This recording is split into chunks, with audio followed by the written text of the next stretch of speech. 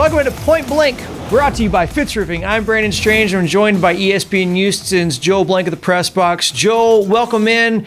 I want to talk to you about this. It's a new piece of information that we got this week. Steve Keim was on with 98.7's Doug and the Wolf in Arizona. He disclosed that the deal for Hopkins was already in place a month to a month and a half before the news broke, that broke in March 16th, which was at the start of the new league year. So that makes sense that it was announced then. But essentially, that agreement happened in February. And that's really crazy because the other big benchmark trade that was announced in that same time was the Stephon Diggs trade. But it turns out that there's no way that the Texans really could have been shopping him around to the Bills because there was already a deal in place. Joel, what are your thoughts on this? Yeah, the crazy thing to me is, one, that Keim would actually come out after the fact because he looks like a genius. But to come out and say that the deal was essentially done and it had been done for an extremely long period of time of a month to a month and a half, and it basically times out to about 2 weeks after the Chiefs game, is just ludicrous to me because what it says to me is that Bill O'Brien is placing blame on the best player on the field, the guy that got you there, the guy that has done nothing short of performed on Sundays throughout his career with the Houston Texans. The guy, oh, by the way, Brandon, that got hurt in the first half, went to the locker room, got x-rays, found out he had, cracked ribs, but instead of mailing it in for the second half, decided to tough it out and play and get more yards and more catches and do everything he could to try and keep you and that sinking ship afloat.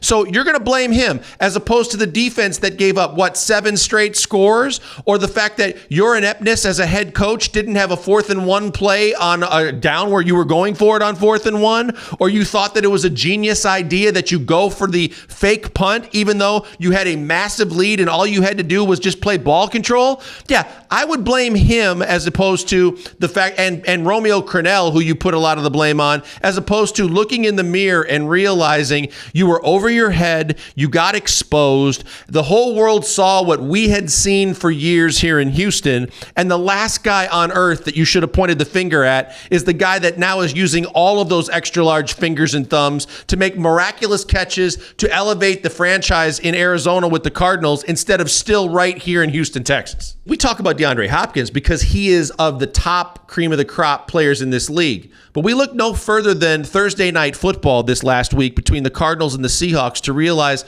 Carlos Hyde was a big piece of what Seattle did to win that football game. Carlos Hyde, who was thrown on the wayside, in part probably because we already knew that we found out that Bill O'Brien already knew Carlos Hyde wasn't going to be needed because he was bringing in David Johnson.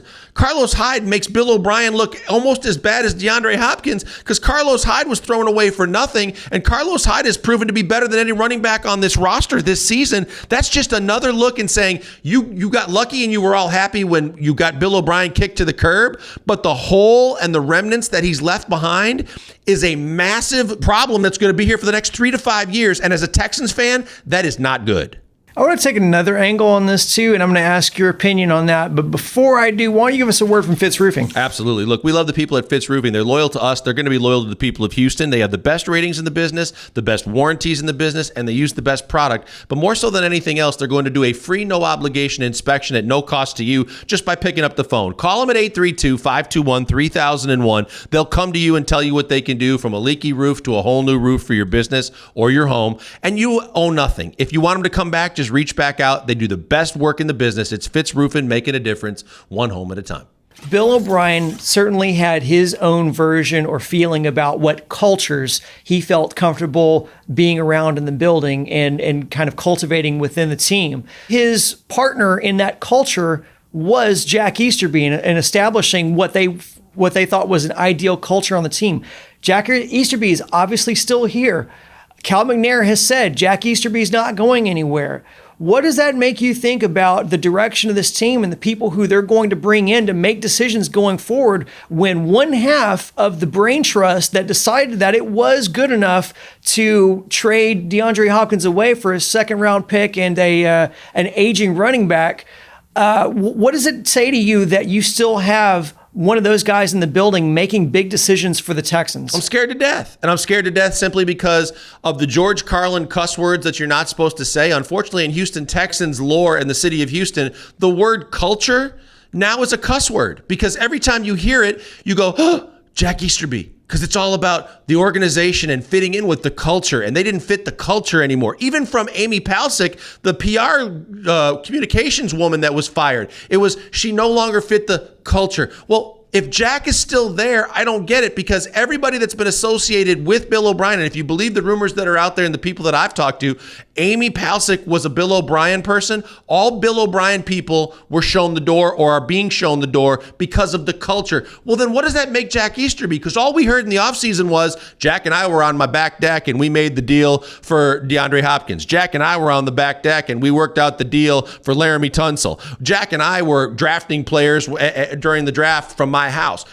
All these different things involve Jack Easterby. Now suddenly we're all supposed to believe and fed this bill of goods that says Bill's gone, Jack's here, but Jack's cool, Bill's not. I don't believe it, I don't buy it, and I don't trust it. The only good thing that I've heard from both Cal McNair and Jamie Roots, the president, talking about Easterby's role going forward is it shouldn't involve player personnel and general manager moves.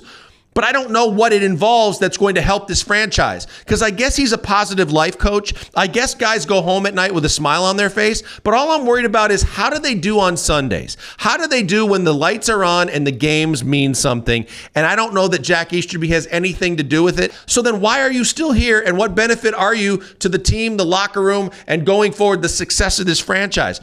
Cal and obviously Jamie see something that we don't. I can only hope that they know this better than they knew when they brought Bill O'Brien in and gave him the power that allowed him to bring Jack Easterby and others in. I don't know, but I don't trust it, and I don't like it, and it scares me.